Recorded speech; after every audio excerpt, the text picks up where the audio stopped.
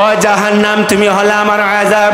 দুনিয়ার জীবনে যারা আমি আল্লাহর বিধানকে মানে নাই, আমি আল্লাহ রসুলের তরিকাগুলাকে মানে নাই, আমি আল্লাহর হুকুম আহকাম মানে নাই, আমি আল্লাহর গুলামি করে করে নিজের জীবন, পারিবারিক জীবন, সমাজ জীবন, রাষ্ট্রীয় জীবন যারা পরিচালনা করে নাই, কাল কিয়ামতের কঠিন ময়দানে আল্লাহ জাহান্নামকে ডাক দিয়ে বলবে, আনতে আযাবি, ও জাহান্নাম তুই হলে আমার আযাব।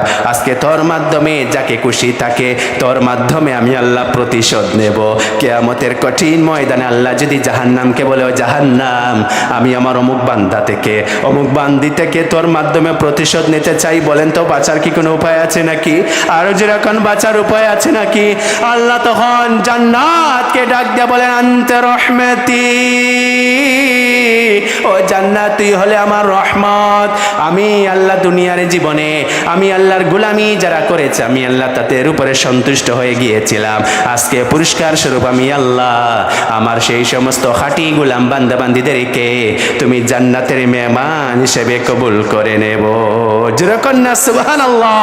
কিয়ামতের দিন অহংকারীরাই কিন্তু জাহান্নামে নিক্ষিপ্ত হবে। যারা দুনিয়া জীবনে অহংকার করেছিল, আল্লাহ বলবেন, আনতে আযাবি, জাহান্নাম তুই হলে আমার আযাব। আজকে তোর মাধ্যমে ওই অহংকারী থেকে আমি আল্লাহ শাস্তি নিতে চাই। বাঁচার কোনো উপায় আছে? বাঁচার কোনো উপায় নাই।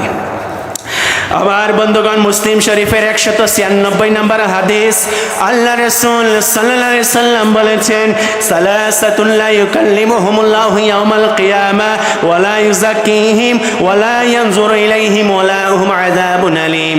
বিশ্ব নবী সাল্লাল্লাহু আলাইহি সাল্লাম বলেছেন, কিয়ামতের কঠিন ময়দানে তিন শ্রেণীর মানুষের সঙ্গে আমার আল্লাহ কথা বলবেন না, এদেরকে পরিশুদ্ধ করবেন না, এদের দিকে রহমতের নজরে তাকাবেন না, বরং চুলের মুষ্টি ধরে ধরে এদেরকে জাহান্নামে নিক্ষেপ করা হবে। এক নাম্বার লোক হলো তারা শাইখুন জানিন, বৃদ্ধ বয়সে যারা বেবিচার করবে, বুড়া বয়সে যারা বেবিচার করবে, পাপাচার করবে, কিয়ামতের কঠিন ময়দানে আমার আল্লাহ তাদের সঙ্গে কথা বলবেন না, রহমতের নজরে তাকাবেন না, পরিশুদ্ধ করবেন না। দুই নম্বরের মানুষ হলো তারাও মালিকুন কাযযাব, মিথ্যাবাদী বাদশাহ যারা হবে, মিথ্যাবাদী শাসক যারা হবে, তাদের সঙ্গে আমার আল্লাহ কথা বলবেন না। তিন শ্রেণীর মানুষ হলো ওয়াইলুম মুস্তাকবির, আর যারা অহংকারী হবে, সেই সমস্ত অহংকারী মানুষের সঙ্গে আল্লাহ কথা বলবেন না। অহংকারী মানুষদেরকে আমার আল্লাহ পরিশুদ্ধ করবেন না, অহংকারী মানুষের দিকে আমার আল্লাহ রহমতের নজরে তাকাবেন না, বরং তাদেরকে উল্টো করে জাহান্নামে নিক্ষেপ করে দিবেন। এই জন্য আপনার আমার অন্তর থেকে অহংকার নামক রোগটাকে ধুয়ে মুছে পরিষ্কার করা দরকার আছে না নাই? জোরে করেন, আছে না নাই? অবশ্যই আছে। ভিতরে অহংকার রাখা যাবে না। আল্লাহ রাসূল বলেছেন, যারা পরিমাণ, সরিষা পরিমাণ অহংকার যার ভিতরে আছে, সে আল্লাহ তৈরি জান্নাতে প্রবেশ করতে পারবেন না।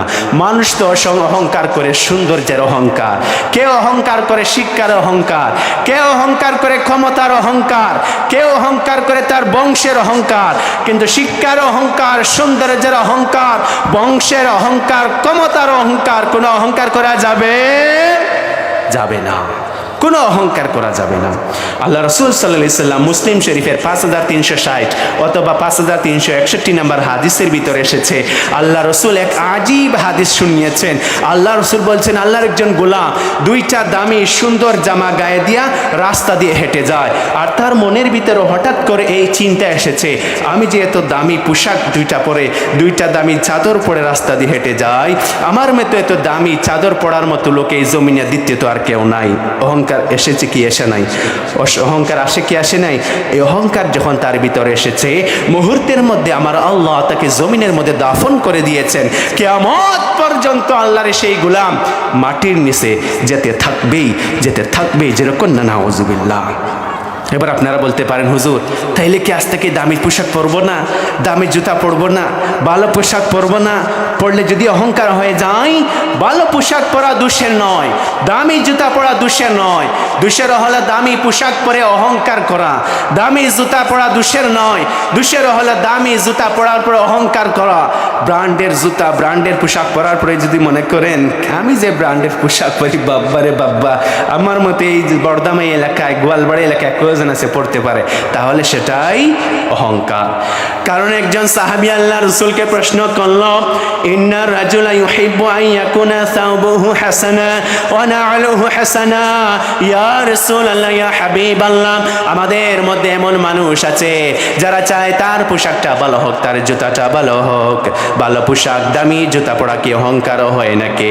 আল্লাহ রাসূল সাল্লাল্লাহু আলাইহি সাল্লাম বলেছেন, ইন্নাল্লাহা জামিলুন ইউহিব্বুল জামাল। আল্লাহ রাসূল বলেন, না রে, সেটা অহংকার না, কারণ আমার আল্লাহ সুন্দর, আর সুন্দরকে আমার আল্লাহ সবচেয়ে বেশি মহব্বত করে, সবচেয়ে পছন্দ করে সুন্দরকে।